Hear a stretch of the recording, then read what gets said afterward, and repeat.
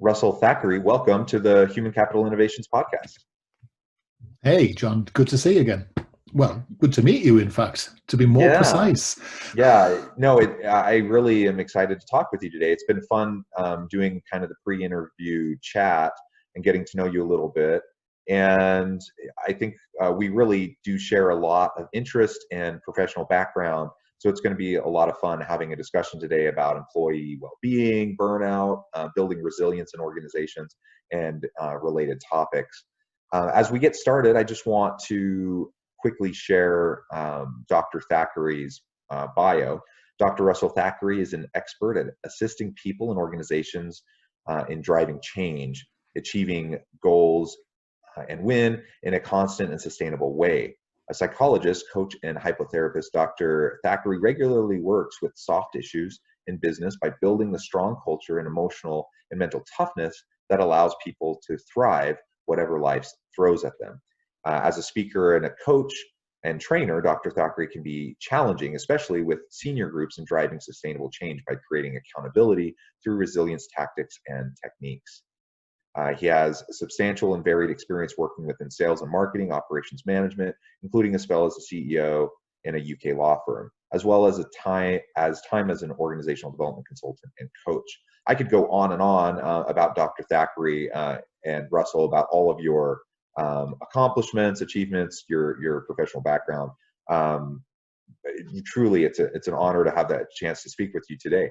Anything that you would like to add before we really dive on in? I think one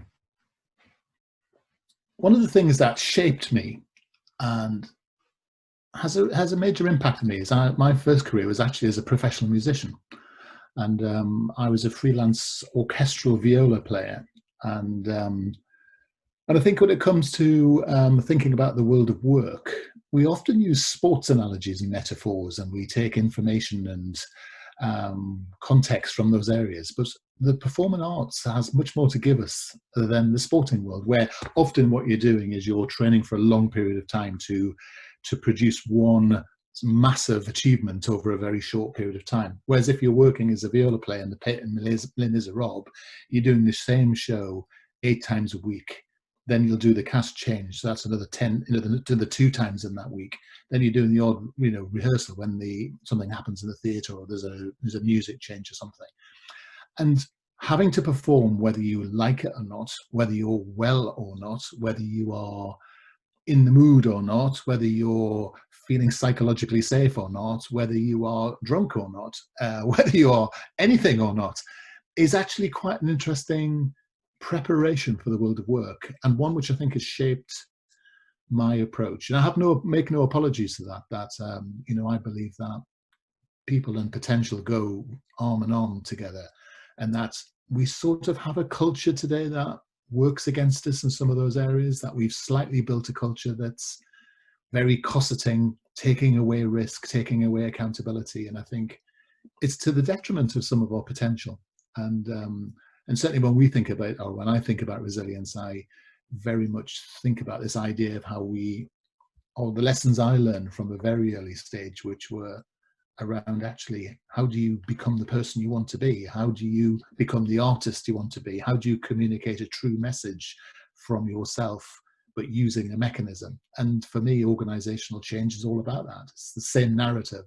It's that same idea that you want something to happen, and you have tools at your disposal. But as a leader, you've got to figure out what it is you want. And there will be people who don't want to come with you. There will be people whose feelings will be hurt. And that's their choice, not yours. Yeah, thank you for that. And that's fascinating about your musical background. I completely agree that I think we undersell the value of the arts, the performing arts in leadership. I don't have any professional background in it, but I've been a singer my whole life, and I continue as an adult to sing in church choir, in community choirs, and things like that. And I gain a lot of value from that. It has a lot of meaning for me, and I like to share whatever small talent I have in that way. And I've learned lots of life lessons through my involvement with music. I was just interviewing someone recently who before becoming an organizational change consultant, had been a professional dancer. You know, I just think there's a lot that we can gain from all sorts of backgrounds, and it doesn't just have to be the kind of stereotypical cliched sports metaphors, right? Yeah. And of course, you'll know as well as I know that in terms of neuroplasticity and giving your child the very best chance of dementia prevention, you know, you should allow your child to learn to dance and to learn or be involved in the musical world, particularly, you know, before the age of 17, because it's just so good for the brain. And not just the social aspects of it and the failure aspects of it, but actually it's just very, very good for flexing the neuroplasticity neurons in our brains, and it's just great. And there's a joke, of course, in the orchestral world that singers and drummers are not musicians, but I will forgive you that just for the moment, if that's all right. Excellent. You know, so you started to mention the issue of resilience, how important that is in today's society. And, you know, just to provide a little framing and context as we go into this dialogue, you know, it's an interesting year. 2020 has been quite challenging. Not only do we have a global pandemic that we're dealing with and all the stresses, anxieties, pressures associated with that, but, you know, silly things like murder hornets and just all of the various things that are being thrown at us. And it's a particularly socially and politically charged time as well. I don't know if you follow the news in the U.S. at all, but in terms of Black Lives Matter and the civil unrest around racial inequality and systemic racism, LGBTQ plus issues in the Supreme Court, and it's an election year, and all of the anxieties around politics. I mean, it has been a year, and it's taking its toll on people. And if ever there was a time where people needed to learn how to be more resilient, I think now is the time. So I really am excited to explore this a little bit with you. Well, and I think that's fascinating, isn't it? Because you're right, but I just like to put the word "some" in front of people, because some people are having a whale of a time. Some people are seeing opportunity. Some people are making millions. I was talking to a friend of mine who's a concert violinist yesterday, who hasn't worked since February the 2nd or 3rd, whenever it was, when all his work came to a halt. And his brother manages a medical devices company who's just had a £6 million contract awarded to him from the National Health Service. So what's very interesting here is the extremes of winning and losing seem to be showing up this year. And I think what's fascinating is it's thrown into stark relief. You know, one of the key principles of stress management and anxiety management is the idea of control. And I think we're seeing, both in your political system and our, a sort of sickness at the heart of our supposedly democratic systems. You know, basically, whichever way your votes swing and whichever way our votes swing, most colleges don't change in your areas and most seats don't change in our areas. You know, however, so actually what we're discovering is that we have a huge problem with control, and that often just turns into civil unrest. And it was particularly interesting because I was chatting to this chap yesterday, as I was talking about, and we were chatting about the time we were in college. And whilst we were there, exactly the same situation was going on with riots across the UK. It was hot. There were flashpoints. It was about black issues again, and it was about underprivileged people. And these things have to go away. We have to think potentially the new way, a new socio-economic model, because the one we've got at the moment is creating too much win and too much loss in the sort of net balance.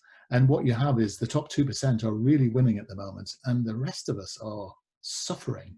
And however you put the spin on it, it's something that's burning. And it's for me at the moment, this is the massive time. And if you think about resilience, as you come out of something, as you learn the lessons, as you take accountability, you begin to innovate. And what I see happening far too much is that people are just going back to what we call the old normal, but using Zoom a bit more. And this is a massive opportunity to say, look, you know, the social fabric of both of our countries could be transformed at the moment. The way we work, the way we think about people, the way we think about the environment, could be massive. You know, the appetite's there, the goodwill's there, the swell is there. The Black Lives Matter showed that. Me Too showed that. We have a new generation of people who want to innovate. And of course, the problem is we've got the traditional white privilege issue where, you know, the minority now are holding the majority back, and time immemorial history shows us that there is only one way that plays out. And you know, that's the thing about history. We can look back only 100 years in Russia and see how that scenario might wreak havoc for both of our countries. Yeah, or I think of South Africa even more recently. Yeah. Right, there's so many examples. So Yeah. absolutely, it's an interesting time for sure. And I didn't mean for today to be a big political discussion, but No, it wasn't meant to be. Sorry. but no, you're good. But I think it's philosophy. Let's call it philosophical discussion rather than political. That'll help. Exactly. And the challenge is, you know, in both of our countries has been how everything has become politicized. So you can hardly even have a just thoughtful debate, a thoughtful discussion about issues without it becoming this hyper politicized, polarized type of an issue. And that's part of the problem that we're facing. I so agree with you. I think we have a situation where one side says X, another side says Y, and and only maybe half a dozen years ago we would have had a debate about that, and then we would have maybe coalesced our views and ended up X struck Y plus or minus one, and now all we do is just shout at each other, you know. And what's happening is it's now okay in a strange sort of way to say the justification of my argument is if you don't agree with me, you're hurting my feelings, and that's your fault. And I think one of the things we think about corporate resilience is we have to really think this one through, because no one can hurt your feelings without you making that choice to have them hurt. And this is the beginning of resilience thinking, isn't it? And it's this a bit thing that we have disempowered leaders and managers by assuming that that statement is true. In fact, I was working with an organization quite recently, and basically their leadership doctrine was, if I hurt your feelings, I'm in the wrong. Well, I mean, can you imagine how that plays out? Because not everyone is, you know, playing with a straight bat. What people are saying is they're just saying, well, I don't want to do that task, so you hurt my feelings, I'm not going to do it. The leader says, oh, what do I do now then? Because I have no performance management system to back me up. And there's a state of anarchy develops. And of course, what ends up happening is the more that culture gets hold, the more sickness you have, more absence you have more miserable people, because of course you've got less accountability. And I always think more accountability adds for more workplace satisfaction, not the other way around.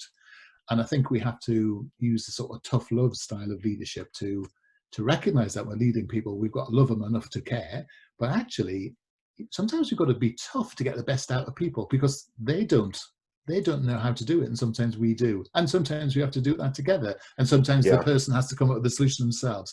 But this disabling theory that, you know, I'll take offense because of something you've said, and that's therefore your fault, is a challenge. So sure. I think it's the beginning of thinking about resilience, really. Yeah, well, and there's no question that people can and do say and behave in offensive ways. So so a leader can do things that are genuinely abusive, offensive, harmful, and hurtful to their people. We're not saying that we should excuse that in any way. In fact, you're saying the opposite. You're saying they should be held accountable. But what you're talking about is how we, as the recipient of whatever is said to us, we also have a choice. We have a choice on how we're going to respond to that, how we're going to react to that. And we can choose to ruminate over it and allow it to completely destroy our day, our week, our year, and our performance in our job. Or we can choose to respond in a more resilient way and learn from the feedback, even as garbled as it may be and how imperfect as it may have been delivered, and we can grow from it. Again, that's not to excuse bad behavior, and there's times where leaders need to be held accountable. But you're right, we can't have a situation, we can't have a culture where people aren't allowed to be straight with each other, where we can't hold each other accountable. That's interesting. Let me nuance what I mean slightly more, because I'm going to slightly disagree with you there, if I may. We know that if a leader has a group of people in front of them and announces a message to all 12 of them, it's likely that 3 of them will think it's fantastic, 3 of them will be royally bent out of shape, and 6 of them, well, 3 of them won't have heard because they've been doing something else, and 3 of them will be madly amused by whatever colour socks that person was wearing that day.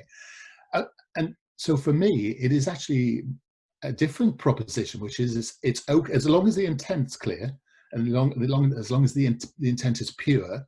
Sometimes leaders get things wrong because the skills level is poor, but often leaders are not getting it wrong. It's just that people are choosing to be offended. So for me, yes, you're right. If you are markedly abusing or bullying people over a period of time, that's fine. But actually, it's okay for leaders to say what needs to be said. And I think what we're doing is leaders are stopping saying what needs to be said because they're terrified of hurting people's feelings. Now, if you're swearing, if you're calling people names, if you're using physical violence, if you are being racially or sexually or gender-based offensiveness, that's different. But on the whole, I'd like leaders to step up and actually be a bit more assertive, but with the intention of knowing that it's about performance. It's about what you do, not who you are. And this is the differentiation point, isn't it? And I think leaders, we talk about leadership as being this esoteric, conceptual thing. I mean, leadership management goes hand in hand to a certain extent, and managers are there to increase productivity and improve results. And therefore, that's what they should be talking about. And it doesn't matter what someone looks like and whether they're pretty or whether they're wearing a nice shirt. What matters is the job they're doing. And I just genuinely think that we've not trained people or developed people over the last 20 years to think about that. It's either been performance at 50,000 miles up in the air, or it's been so granular, it's been offensive because so intellectually offensive because, well, we knew that. What you're not telling me is the new things about people, the neuroscience about people.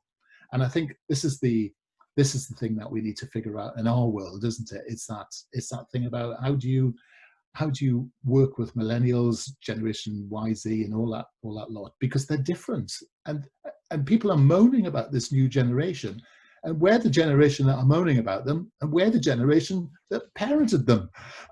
It's the ultimate lack of accountability, isn't it? Yeah, no, I agree with everything you just said, and I appreciate you adding the additional nuance and explanation. I think that's exactly right, and accountability doesn't need to be a scary word. And unfortunately, it kind of has become that in a lot of contexts. I'm a scholar practitioner. I'm a professor. I work at the university. I also do consulting. And recently, we got a new university president who decided she wanted to up, the ante in terms of accountability. So that became one of the core themes of, part of the vision and the mission, and that is being repeated over and over again.